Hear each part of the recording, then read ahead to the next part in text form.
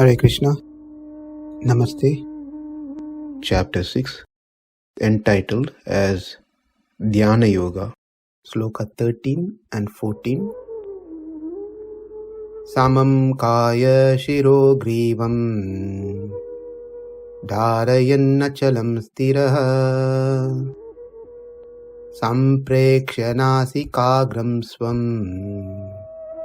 diśaś cānavalokayan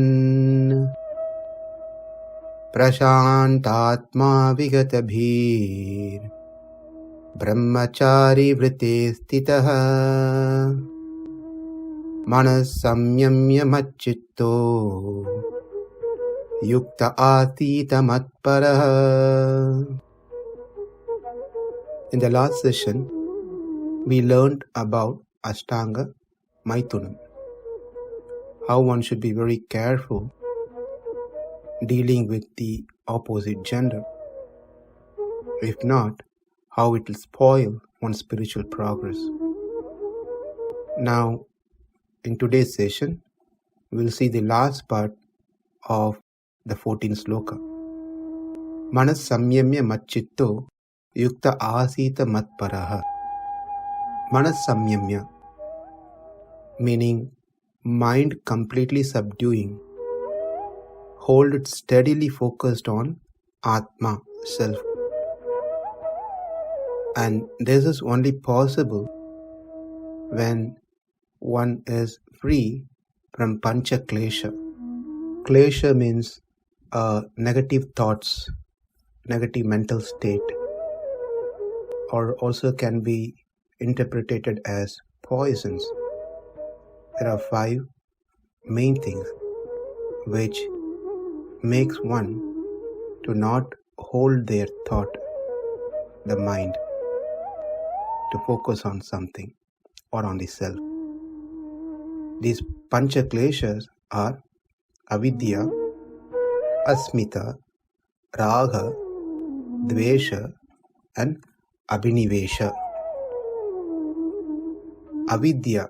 Avidya means ignorance, where vidya means seeing things on a right perspective or understanding things in a right perspective. Vidya means correct comprehension, whereas avidya means incorrect comprehension.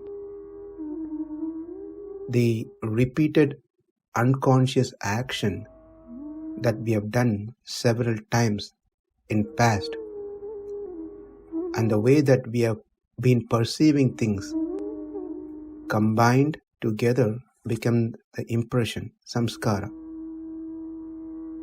And these impression covers the mind with avidya, and it obscures the clarity of our consciousness. It forms a thick, filmy layer. We are not able to see things rightly. That is avidya. A simple phrase from Vishnu Purana explains this in 2 aspects. Anatmani atma buddhihi, number 1. Asve swabuddhihi, number 2. Anatmani atma buddhi is ahankara. Ahankara here does not talk about the false ego.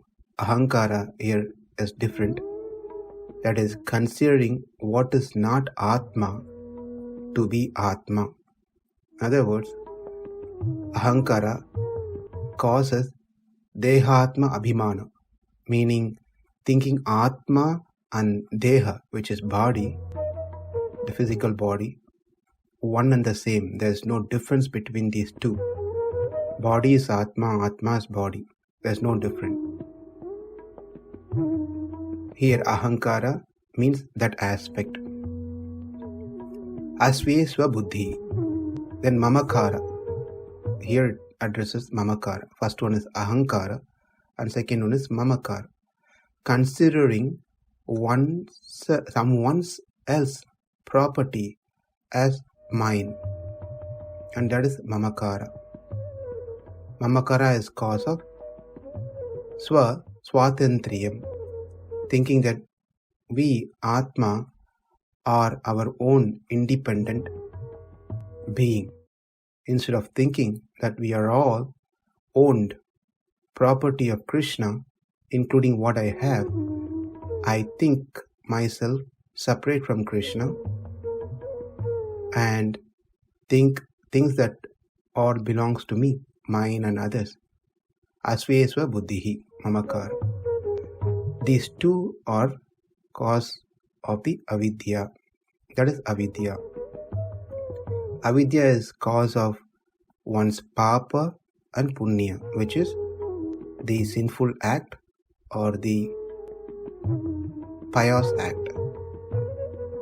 The avidya gives rise to papa, the sin, because we start working thinking that I am this body. Therefore, somehow or the other, I want to do things that pleases the body and senses, because I am this body and senses. To please this body and senses, then I try to do acts, some actions, and that actions ends up in sinful result. But here we should also have to understand not only the papa is caused because of avidya, the punya is also cause of avidya. Let's see how that is. The person fully understands, a person who is engaged in the punya activity fully understands that he is not the body, he is spirit soul. Unlike the previous sinful person, this person understands that he is not the body, he is a spirit soul, Atma. Because that he knows that body is temporary and Atma is permanent, now he wants to do Vedic rituals so that after he leaves this body, he can attain a new body where he can enjoy the heavenly planet or in Brahmaloka or any of the higher planet in between. So, even though he understands he is not the body, but here he wants to enjoy, separate, independently, and that is also ahankara, due to ahankara. Anatmani atma buddhihi. The same applies for one who has this mentality.